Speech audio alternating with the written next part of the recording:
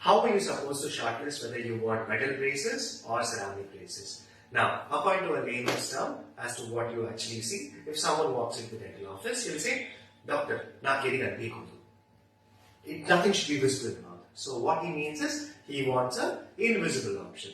Now, but he may not be very inclined towards aligners because of the expense. Now, he would say, Sir, I want ceramic braces. Now, in this particular scenario, what does happen? Ceramic braces and metal braces, there are a few entities what you're supposed to keep in mind before you decide.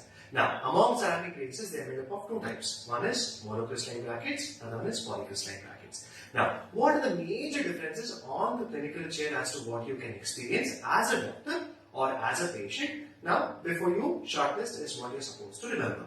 Now, the first scenario is metal braces have lesser friction. Friction is one of the very important scenarios where friction is nothing but resistance to tooth movement, right? Now, in metal aspects, you have this amount of friction which is very less when compared to the ceramic braces. Now, another very disadvantage with ceramic braces is they keep on chipping off. So, you have tie wings in the case of braces or brackets as to what we call. Tie wings are nothing but four different entities what you find in the picture as to these are tie wings which actually hold your elastomeric modules. Now these modules, if they are not inclined or if they are not adapting onto the bracket very effectively, your tooth movement is compromised. In this particular scenario, ceramic braces have increased tie wing fracture. It can be half of the bracket going off or it can be one of the tie wing chipping off, nonetheless. Now, ceramic braces, to find the exact replacement of that takes a lot of time.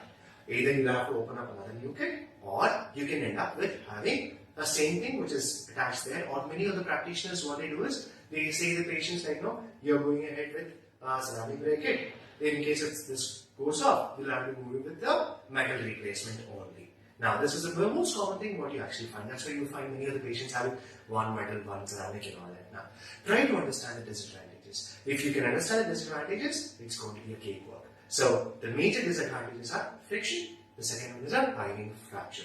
Now whenever it fractures, your amount of grip on the tooth reduces. Okay. Now ceramic braces not only have these two disadvantages, but apart from this, they also have one particular entity which is called as elastomeric ligature discoloration. Now the same thing also happens in metal braces. But metal braces having stainless steel texture or the color, what usually happens there is you have a metal or a grey ligature band which is most commonly given. In this particular scenario, what actually happens, ceramic patients which require a clear elastomeric module which should be shown in the picture. Now, elastomeric module which is clear also tends to disintegrate. So many of the patients do come down and ask us, Doc, we asked for ceramic options but this one is discolorating. Yes, it does discolorate based on your saliva context. So it does turn into yellow in color and slightly brown in color based on your food habits and all of that. Once it actually discolors, every month whenever you come down for a reactivation of your braces, it actually changes because we change to a new elastomeric module. Hope this helps.